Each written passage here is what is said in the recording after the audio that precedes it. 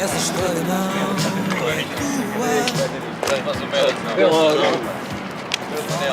Tchau, Norte. Até logo. mas nunca acertaste convite.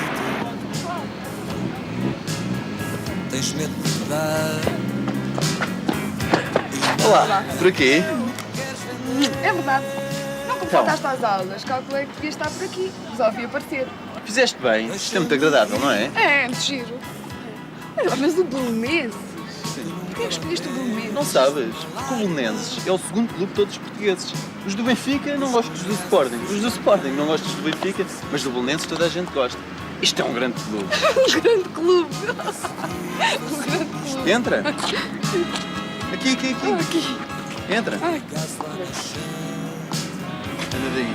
Vou-te mostrar as taças. Falar de amor.